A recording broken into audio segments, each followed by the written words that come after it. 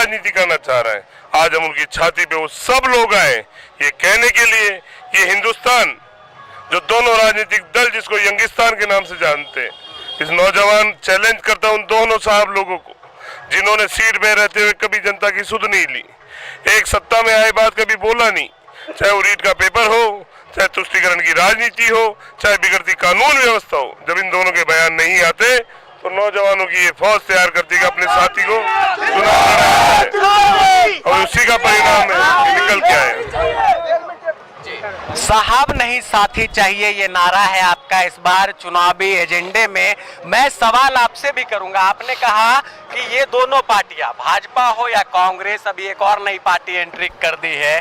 आज तक आप भी भाजपा के साथ रहते थे कभी, और भाजपा के टिकट की दावेदारी आप भी रख रहे थे। पार्टी ने टिकट नहीं दिया तो क्या चुनाव लड़ने के लिए ही राजनीति जितेंद्र जी की चल रही थी, या जितेंद्र जी का सही पैमाना जो है, आपने कहा तुंगा और बस्सी की समस्या जो है उसका समाधान करना। क्षेत्र में घूम रहे हैं, ना सड़कें दिखती है अच्छी, ना कानून व्यवस्था अच्छा दिख रहा है, तमाम तरह की परेशानियां हैं। भाजपा के उम्मीदवार से भी बात हुई, उनका भी इंटरव्यू किया है। कांग्रेस के उम्मीदवार कह रहे हैं कोरोना आ गया जी, 2 साल हमारे पास रहा, उसमें भी हमने बहुत काम कर दिया है।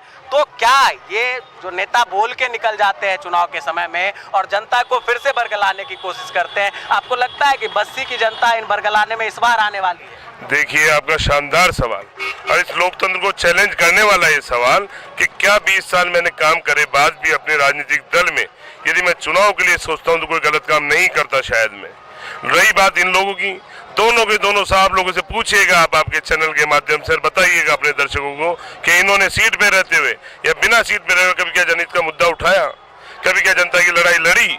जो कोरोना काल का जो प्रश्न चिन्ह है, हम वो सामाजिक लोग, हम वो राजनीतिक चेतना वाले लोग जो कोरोना में घर घर भाग के काम कर रहे थे, इन दोनों साहब लोगों के सामने ये यक्ष प्रश्न है, क्या इन्होंने अपनी निजी जेब से किसी को क्या कभी 2 किलो आटा भी दिलवाया? गौ माता पे जो लंपी संक्रमण आया, कौन सी गौशाला में जाके इन्होंने एक निवाला भी खिलाया?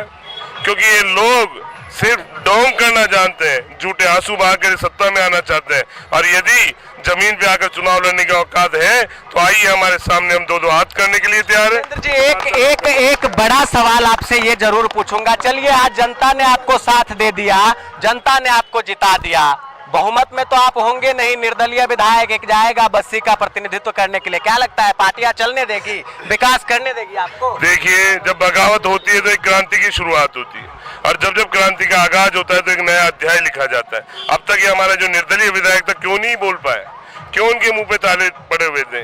निर्दलीय विधायक दोनों दलों पे नकेल कसने का काम करते हैं, यदि वो अपनी पे आ जाए तो। कहीं न कहीं निजी स्वार्थों में बिकने वाले वो लोग थे जिन्होंने अपनी ये ड्यूटी नहीं समझी।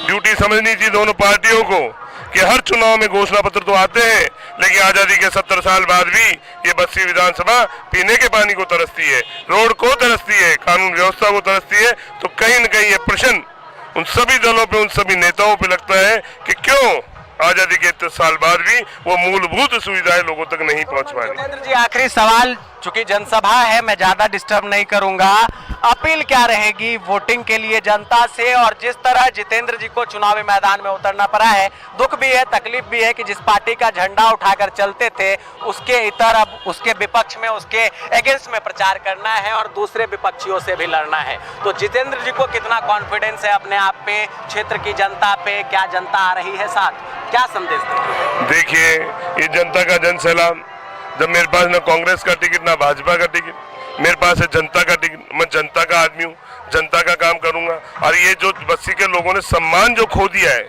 एक जन नेता जो इनको फटकार के भगाता है, लोगों ने उसका नाम फटकार चंद रख दिया। एक जन नेता जो बनने की कोशिश कर रहा है ट्रायल में, उनको लगता है कि लोकतंत्र शायद उनके बाप की बौप होती है, लेकिन ये वही जनता है जो देती है तो छप्पर फाड़ के देती है और वापस लेती है तो लपड़ मार के लेती है। ये तय मानिए, जनता ने यदि अपना मूड बना लिया तो कोई नहीं रोक पाता। जैसे कि यहाँ निर्दलीय विधायकों का हमेशा बार बार ये धरती निर्दलीय विधायकों के लिए, और मुझे पूरा भरोसा है, मैं छात्र राजनीति करता हूँ, 20 साल जनता की सेवा में देके आया हूँ, मेरे साथ जनता न्याय करेगी।